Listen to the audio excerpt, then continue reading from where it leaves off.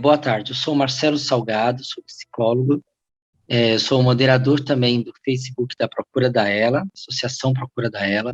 Estou aqui com a Vânia de Castro e a Daniela Caramori, ambas psicólogas também da associação, para a gente ter um bate-papo com o tema Cuidar na vida e na morte após o diagnóstico de esclerose lateral amiotrófica, né?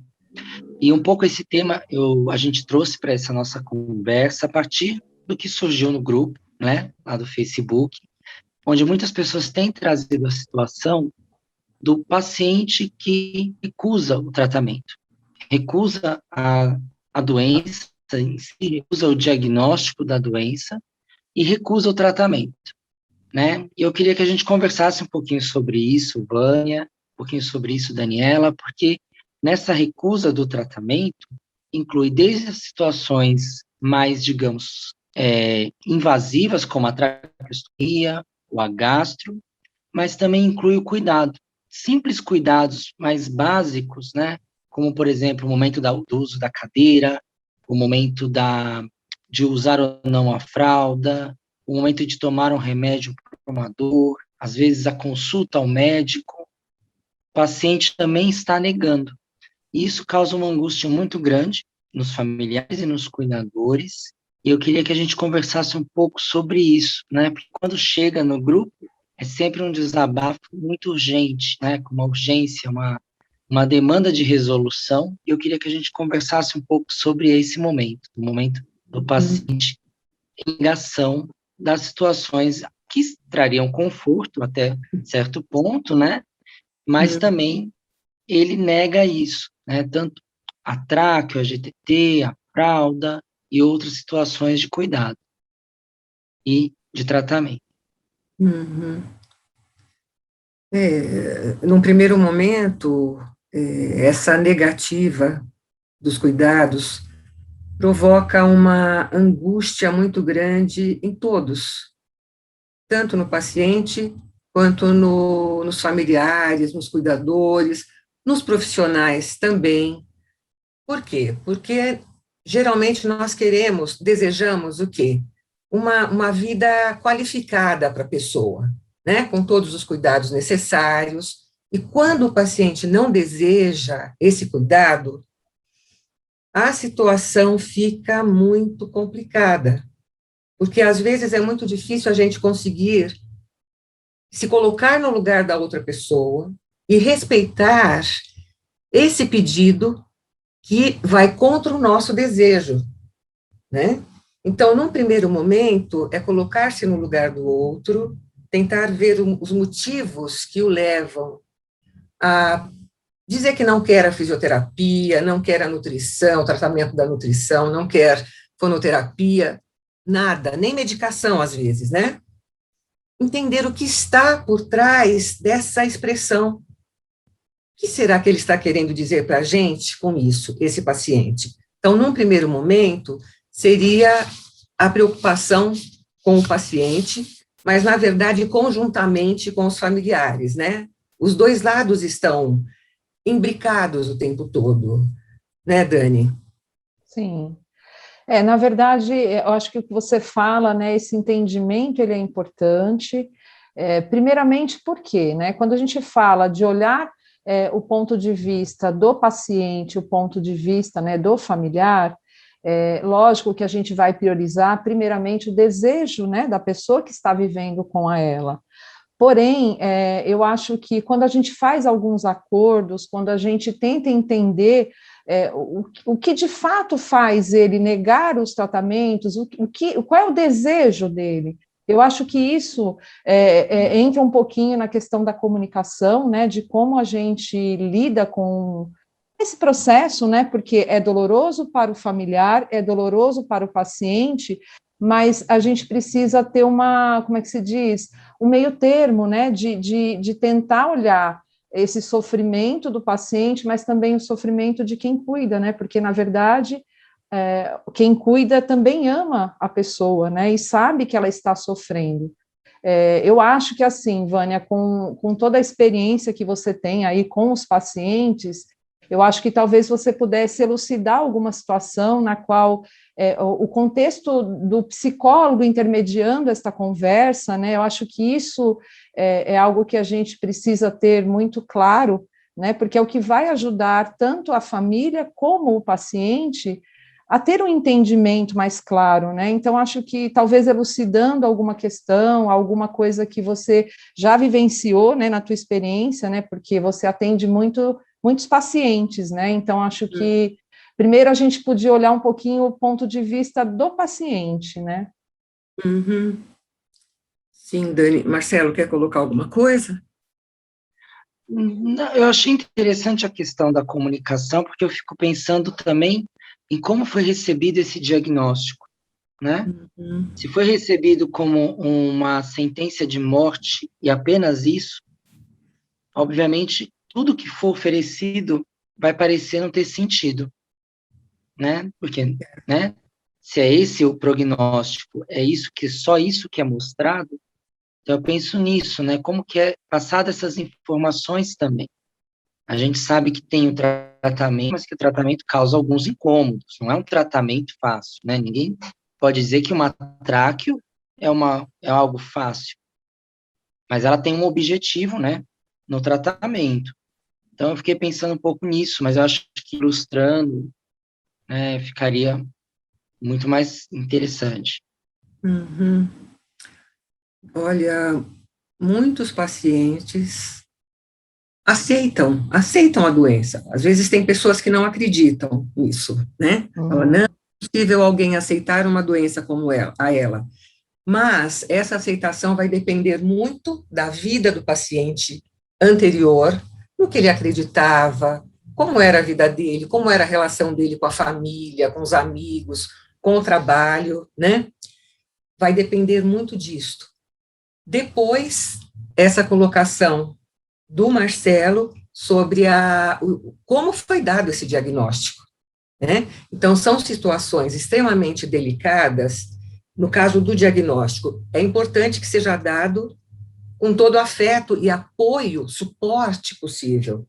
Porque, veja, quando a gente se coloca numa situação assim, de receber um diagnóstico difícil como esse, nós somos inundados por vários sentimentos contraditórios. Porque o que eu fiz na vida para merecer isso? Né? Sou culpado por ter, né? O que eu fiz? E às vezes acontece que a pessoa fez algumas coisas erradas, né? Esse errado também é muito amplo. Às vezes a pessoa pode se culpar por ter feito aquilo e acha que recebeu a doença como um castigo. Mas a gente, na verdade, nós não sabemos por que a pessoa adoece, porque aquela pessoa adoece, a outra não adoece. Nós não temos essa bola de cristal para saber, por mais que a gente tente interpretar essa realidade, nós não temos certeza, né? Agora, muitas pessoas adoecidas com ela, uma doença super grave, têm realmente a dificuldade e a necessidade o desejo de terminar, morrer rapidamente, vamos dizer.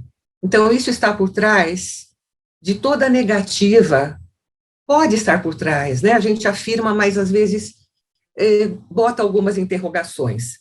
Pode estar por trás das negativas do paciente, quando ele fala assim, eu não quero usar cadeira de rodas, eu não quero a tráqueo, eu não quero a gastro, eu não quero nem tratamento, não quero nada. Vamos entender isso. O que ele está dizendo para a gente? Eu quero morrer. Por quê? Porque o que eu vou fazer da minha vida? E aí entra a questão também que a Dani falou, que é o papel do psicólogo e o papel de algo que a gente ainda não tem na prática, que é o papel de uma equipe transdisciplinar de verdade, né? Transdisciplinar por quê? Porque essas visões, elas vão se intercambiando, né? Então, não é a visão de um profissional ou de outro, mas daquela equipe, daquele grupo que está atendendo aquela pessoa. E, às vezes, a gente não tem isso na prática. A gente sabe que a situação de saúde do país é muito difícil, né? E aí a pessoa que está com esse diagnóstico, também está pensando nisso, também está vivendo essa situação. O que vai ser da minha família se eu continuar assim? Vou me tornar um peso, como uma paciente falava muito, eu sou um peso morto. Isso é difícil para a gente ouvir, e difícil para ela dizer. Agora, para o familiar ouvir também é difícil, né? Então, em muitos momentos, é preciso, sim, trazer o psicólogo para essa relação. Por quê? Porque ele estudou para compreender aquilo que nem sempre a gente vê, que é o sentimento, que às vezes ele aparece no meio das palavras que a gente está pronunciando, no meio daquela frase, nas entrelinhas, aparece o sentimento. Então, a gente precisa aprender a escutar isto, escutar o sentimento. Olha que coisa difícil, mas nós podemos nos reeducar a ter isso muito forte dentro da gente, para conseguir entender o outro. Então, o psicólogo, ele tem sim um papel preponderante nessa relação familiar, familiares, família, paciente, profissionais, tem um papel preponderante, mas muitas vezes ele não aparece nas indicações, nos encaminhamentos que são feitos, né? Mas ele é o profissional que vai olhar os dois lados, os três, os 10 lados, junto com todos, individualmente, junto com todos num grupo, ele vai estar olhando isso e pode, sim, assessorar de uma forma muito bacana, né? E pode também, em função desse trabalho, até aquela pessoa que falou, eu não quero nada, façam nada comigo, a pessoa pode começar a pensar outras coisas, né? Opa, eu quero viver, será? Como? Né? Uhum. O meu neto, o meu filho caçula que vai casar, ele vai dando novos significados à vida, vai ressignificando a vida. Então, é o papel do psicólogo estar aí intermediando essas relações dentro com essas pessoas, com as pessoas nessa situação difícil que estão vivendo. Respondi? Não esqueci de nada? Sim, eu penso que a gente, quando fala que o paciente nega, né, tem essa questão disso, da negativa ser um enfrentamento, talvez para o paciente, da doença. Porque se eu aceitar fazer o que a doença me exige fazer, seja uma traque, ou seja a cadeira de rodas, parece que eu estou cedendo para a doença. Então, o paciente tenta enfrentar a doença, na verdade, do pior modo possível, porque ele não vai falecer mais rápido, porque se recusou. Ele vai falecer até com mais sofrimento, ele vai vivenciar um período maior de sofrimento do que se não fizer a traque, por exemplo, ou não fazer a GTT. E às vezes isso não está claro para o paciente, que essa estratégia de enfrentamento não vai lhe trazer um benefício. E aí eu vejo que o trabalho do psicólogo pode entrar nesse momento, né? Tem uma doença, tem uma exigência, o que fazer? Aí o trabalho do psicólogo pode ser encontrar estratégias para se adaptar, para se readaptar, não só para o paciente, mas para a família, para ter as informações de forma mais coerentes, porque às vezes para o paciente não chega a tudo. Muitas famílias tentam proteger os pacientes, inclusive não contando nem o diagnóstico, né? Ainda tem casos assim, de pacientes que não sabem o diagnóstico, então é mais difícil ainda. Então eu penso que o paciente tem uma estratégia que não é adequada naquela situação, que é a negação, né? Eu penso talvez que seja também não só uma fase, né? Mas uma estratégia mesmo que ele adote para evitar que a doença ganhe, como se fosse uma batalha, né? Exatamente.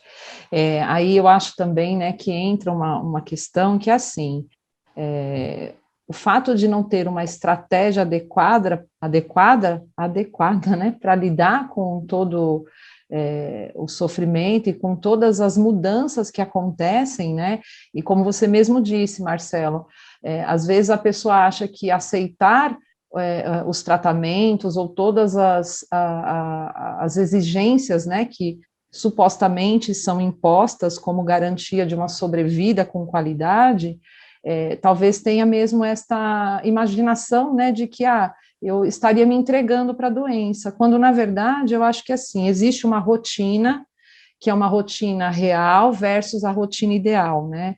Então, eu acho que isto também é interessante como uma estratégia, né? Lógico, o psicólogo entra para conversar, tanto com a família, como com o paciente, como a Vânia falou, ele vai entrar em todas as frentes aí.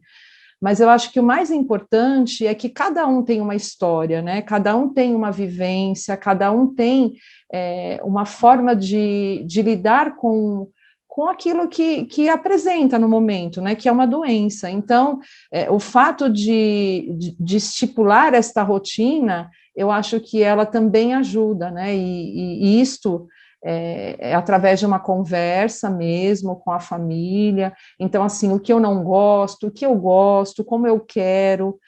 Às vezes o fato por exemplo, né, a questão da higiene, que eu acho que isso também é algo que eu vejo, né, que surge muito a questão do banho, né, quem vai dar o banho, às vezes a pessoa se sente incomodada, então acordar com o familiar, olha, o banho é só você, né, eu não quero usar fralda, por que eu não quero usar fralda? Então, acho que, assim, entender o contexto, porque aí alivia tanto para quem está cuidando, quanto para quem está vivendo, né, e acho que, assim, muito mais para quem está vivendo a situação.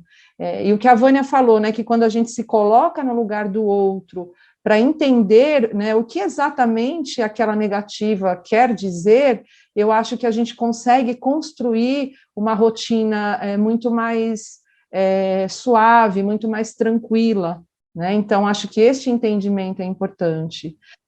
Uma vez um familiar, né, comentando comigo a respeito, por exemplo, de que na hora do almoço ele gostava que assim as pessoas ficassem comendo na cozinha e ele lá, ele não queria essa, por exemplo, de estar junto, né, sentindo o cheiro, então aquilo o incomodava.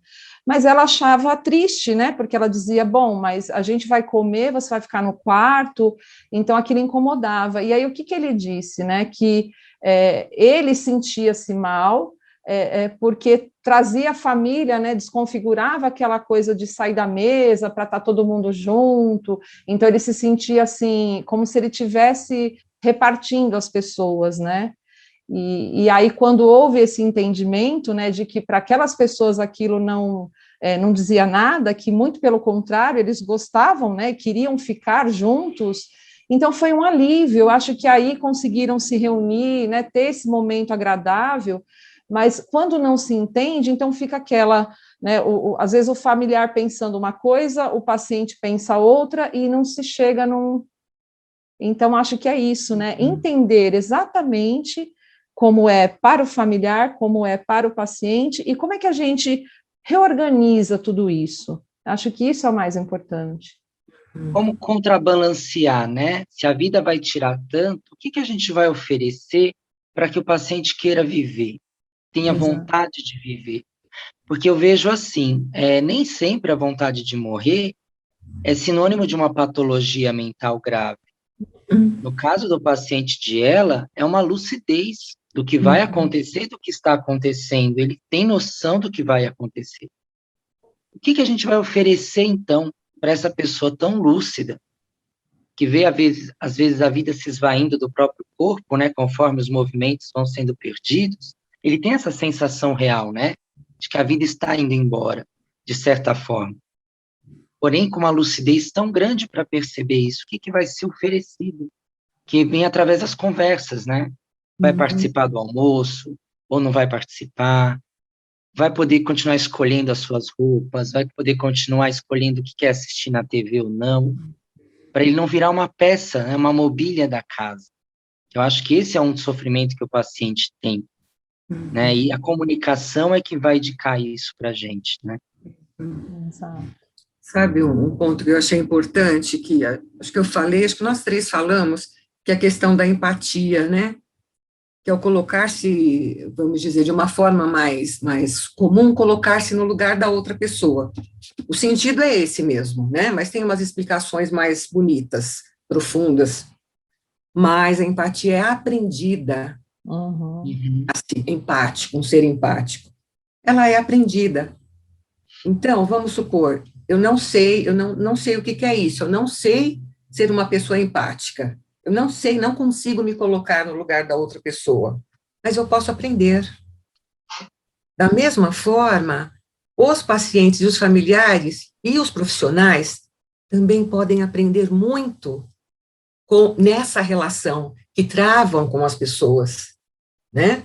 O paciente pode aprender e conhecer mais a sua esposa ou seu marido, por exemplo, os filhos, e essa família também conhecer mais esse paciente. E por aí, né, aí dentro está a empatia. Eu vou compreender aquilo que ele está dizendo, por que ele está chorando tanto, por que ele está amedrontado, por que ele não quer viver, eu vou compreendê-lo na sua situação existencial. Eu não vou querer que ele faça aquilo que eu acho certo, porque isso, para os pacientes, eles sentem o cheiro de longe. Às vezes a pessoa não precisa falar, né? Não precisa falar. A pessoa chegou, ele já sente esse cheiro de que, ó, você vai fazer do jeito que eu quero, né? Mesmo que não seja dito isso. Não, tem que ser feito assim. Por quê? Nossa, porque senão o sofrimento vai ser muito grande, não sei o quê, não sei o quê, não sei o quê. Vem uma série de racionalizações. Mas, assim, o que aquela pessoa está querendo me dizer? Eu consigo me colocar no lugar dela? Então, se eu consigo, eu vou compreender o que ela está me dizendo, né? E aí a pessoa vai falar assim, ai, que alívio, nossa, você entendeu o que eu estou sentindo? Para a gente é muito gostoso, como psicólogos, né? Quando você escuta assim, nossa, você entendeu, é muito gostoso. E, ao mesmo tempo, o paciente se sente acolhido e compreendido na sua situação de vida, né? São muitas situações, né, que a gente tem para falar, muitas situações extremamente complexas também, né? Vocês podem ver até pelo título da nossa conversa aqui, cuidar da vida, cuidar na vida e na morte após o diagnóstico de esclerose lateral amiotrófica. O título já é difícil, né? O conteúdo dele é muito mais difícil. E por mais que a gente fale sobre a questão da morte, nós estamos falando da vida o tempo todo, não é? Estamos falando da vida, do viver, de uma vida qualificada, e não da morte como fim, né? Mesmo porque nós somos seres finitos, a gente esquece disso, não é verdade? Mas nós somos seres finitos. Todo mundo fala que a única certeza que a gente tem é a morte, né? Eu também falo porque eu acho que é mesmo, de verdade. A única certeza que a gente tem é a morte, mas a gente foge dela, né? Para falar a respeito dela. Então, são temas muito polêmicos que, às vezes, causam um desconforto muito grande, né? Mas estamos procurando trazer essa situação de vida para a nossa realidade, para a gente conversar, sem ditar norma nem regra nenhuma, mas conversar a respeito, né? E eu acho que faz parte do trabalho do psicólogo estar, né, atento a isso, né, a conversar sobre isso. A morte, embora ela seja comum, ainda mais agora, na situação que a gente vive, né, com a pandemia, como que a gente está vivendo, ela não é, ela ainda é um tabu. As pessoas não conversam sobre isso dentro de casa, as pessoas não se preparam para esses momentos difíceis, né? E a ela lembra isso, lembra o paciente disso a todo momento. Lembra os familiares de que isso também pode acontecer a todo momento, né? E eu acho que valeria a pena falar um pouquinho, Vânia, sobre essa situação, né, do morrer, né? Os direitos que o paciente tem sobre o tratamento, sobre sua própria vida e sobre o seu próprio morrer. Difícil, né, Marcelo? Você me colocou aqui numa posição difícil, né? Né, A Dani também pode ajudar. né? Mas olha, é incrível isso, né? Vocês viram o que aconteceu, o que eu fiz agora? Normalmente é isso que acontece, não foi proposital, viu? Foi bem espontâneo da minha parte, mas normalmente é isso que acontece quando a gente vai falar sobre questões ligadas à morte, sobre a morte e o morrer. Eu me lembro que quando eu dava aula sobre esse tema, era um tal de gente querer sair da sala, aluno começava a tossir, mexer no celular, ou começava a rir de qualquer coisa. Então, assim, eu acabei trazendo um exemplo real, mesmo sem querer, sem estar no script, né? Mas é isso que acontece. Por quê? Porque não é fácil, né? Nós não queremos perder ninguém. Nós queremos, sim, que as pessoas vivam eternamente conosco, mas nós não vamos viver eternamente, e isso a gente sabe, né? Então, como fazer para enfrentar essa situação? Conversar a respeito. E não esquecer que a morte faz parte da nossa vida, e nós podemos nos transformar em sementes, mas não a semente que a gente vê a plantinha, e foi semeada e germinou, a plantinha está ali concretamente, não, né? Não vamos, mas a vida faz parte, a morte faz parte da vida. É meio filosófico isso, mas é uma realidade. E a gente sabe que existe alguns conceitos que são interessantes, importantes, difíceis de falar, por quê? Porque é um tema polêmico, e o nosso papel aqui é falar, conversar a respeito, não é dizer isso é certo ou isso é errado, faça isso ou faça aquilo, não é este o objetivo, né? São temas polêmicos, como, por exemplo, a questão da eutanásia, que sempre aparece no grupo, não é, Marcelo? Algumas, às vezes meio disfarçado, às vezes nem vem com o nome eutanásia, né? Vem com outro nome, não é nem disfarçado, mas porque eutanásia fica uma coisa meio forte.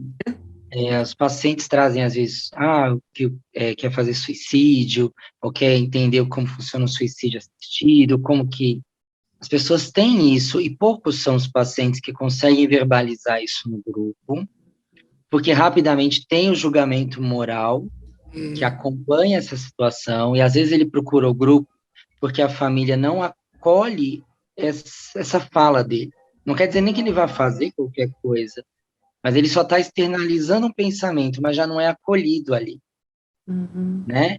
E é um tema complexo, a gente tem 10 minutinhos, mas seria interessante poder falar um pouquinho sobre isso, porque a gente ri naturalmente para fugir do assunto, bem lembrado, mas ele aparece no grupo, sim, como uma coisa que o paciente não pode nem pensar, né? Quanto mais falar a respeito do assunto. É verdade, isso é difícil, né? Então, vamos lá. Aproveitando os 10 minutinhos, tem uns termos como eutanásia, suicídio assistido, ortotanásia, distanásia, mistanásia e testamento vital, que eles são diferentes, mas são importantes, né? Depois, a gente escreve sobre isso para deixar mais claro. Acho que é importante, porque vamos falar mais rapidamente, sucintamente aqui, né?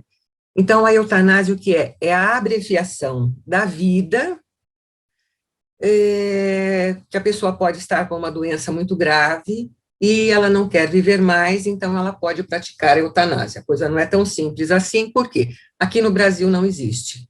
Aqui no Brasil é crime, né? Então, ponto, é crime. Se alguém for ajudar alguém a praticar a eutanásia, ele está cometendo crime, ele vai ser preso, né? Tem outros países, como na Holanda, Luxemburgo, enfim, Canadá, que é autorizado, é legalizado, mas o nosso não é. Então, eu acho que é legal conversar a respeito, mas a gente dá uma fechada aí, né? Por quê? Quem fizer estará cometendo um crime.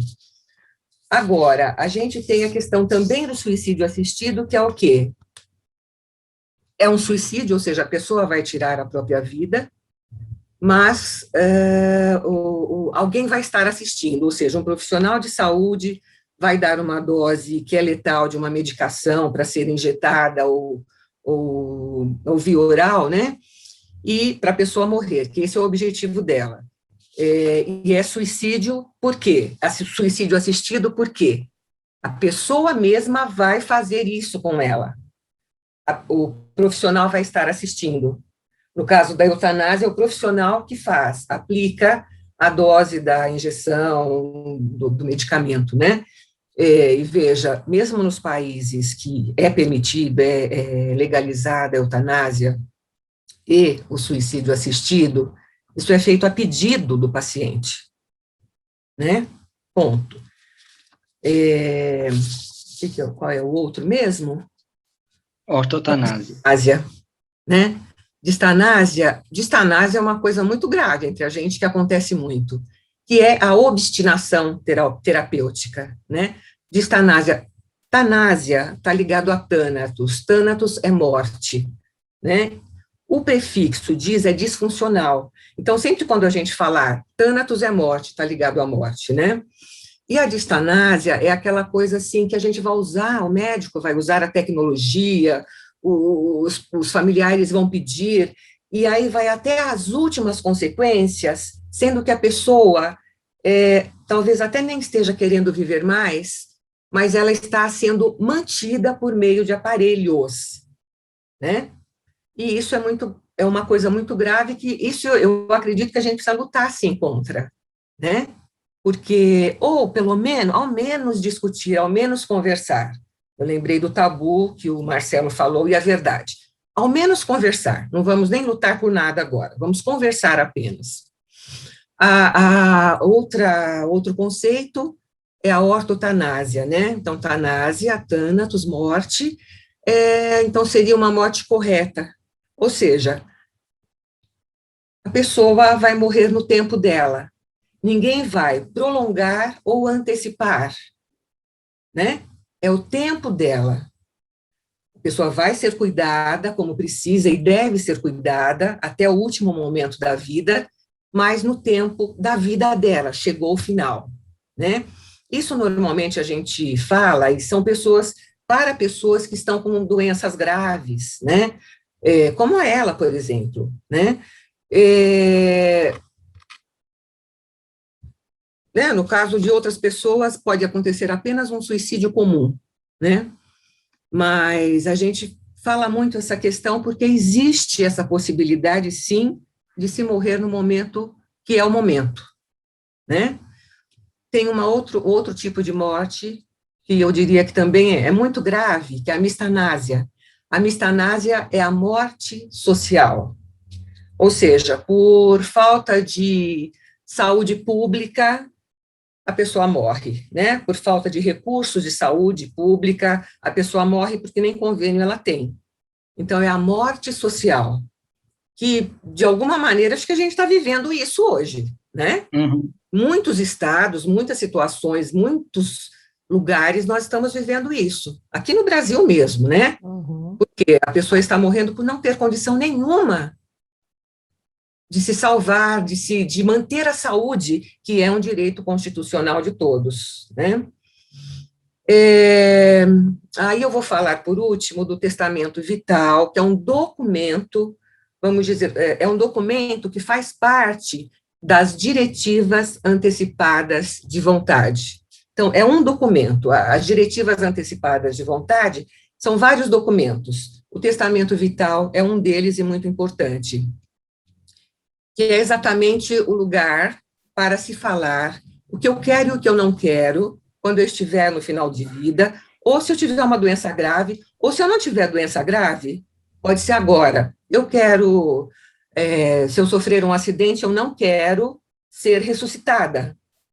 Isso deve estar constando no testamento vital, que é um documento, né? Outra coisa importante, o testamento vital, a gente poderia dizer, a gente não faz testamento, quando, né, fez o testamento, deixou o testamento, então, é algo que é, assim, o que você quer? É para o futuro, né? Só que é um futuro que a gente tem que pensar agora.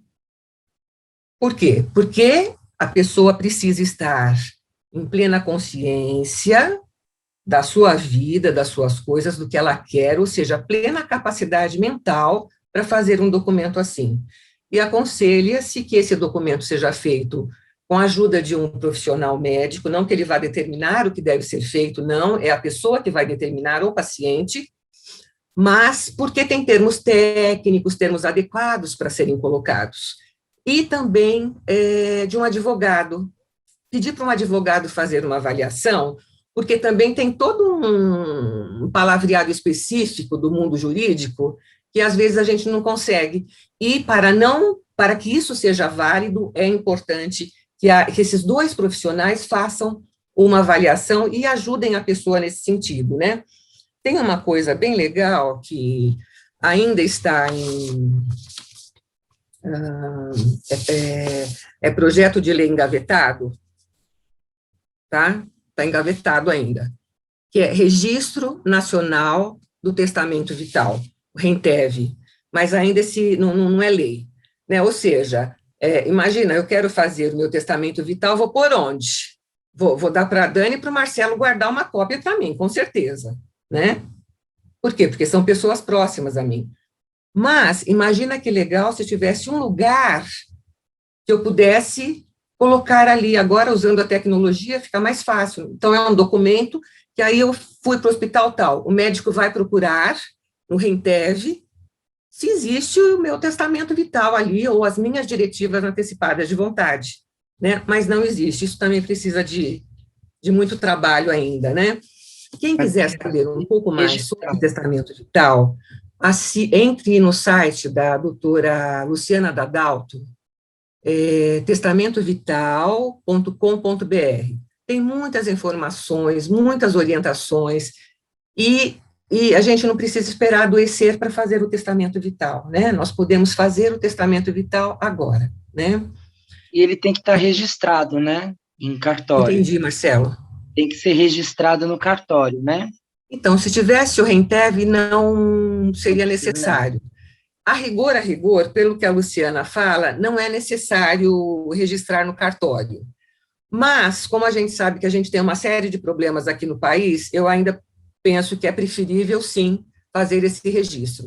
Porque, na verdade, Marcelo, se eu chegar para o meu médico e falar assim, olha, eu não quero que você faça ressuscitação em mim, se eu tiver um acidente, se eu tiver uma doença, só isso já basta, porque essa é a palavra do paciente, né?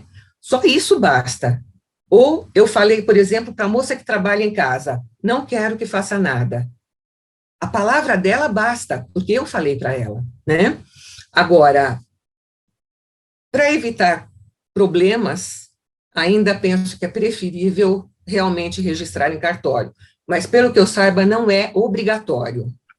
Eu acho que a gente vai precisar concluir a nossa fala agora, né? Infelizmente, o tempo já deu uma estouradinha, mas queria agradecer a vocês duas. Dani, se quiser dar uma palavra. Eu também quero agradecer aí, né, a oportunidade de falar. O tempo foi muito rápido, né, mas eu acho que deu para a gente, né, colocar tudo que a gente precisa, né, falar a respeito desse tema que é tão importante, e que as pessoas possam, né, na verdade, a gente talvez escrever um pouquinho mais detalhado sobre esses termos, né, e acessar lá o site que a Vânia passou, porque eu acho que é bem interessante ter o conhecimento do testamento vital. Obrigado. Vânia, quer dar uma palavrinha? Eu vou dar uma palavrinha, mas eu vou ler uma coisinha rapidinho. Vamos lá. Rapidinho. Cumpri minha missão, pude agir como catalisadora, tentando fazer com que as pessoas aceitem que só podemos realmente viver e apreciar a vida se nos conscientizarmos de que somos finitos. Aprendi tudo isso com meus pacientes, que estavam gravemente doentes e sem possibilidades de cura, que no seu sofrimento e morte concluíram que temos apenas o agora. Portanto, goze-o plenamente e descubra o que o entusiasma, porque absolutamente ninguém pode fazê-lo por você. Quem disse isso é uma pessoa que eu sou muito apaixonada, que é a Elizabeth Kubler-Ross, no livro Morte, Estágio da Evolução Humana. E obrigada também a todos, obrigada à Procura, por dar a oportunidade de falarmos esse tema. Muito obrigada. Obrigado, gente. Boa tarde.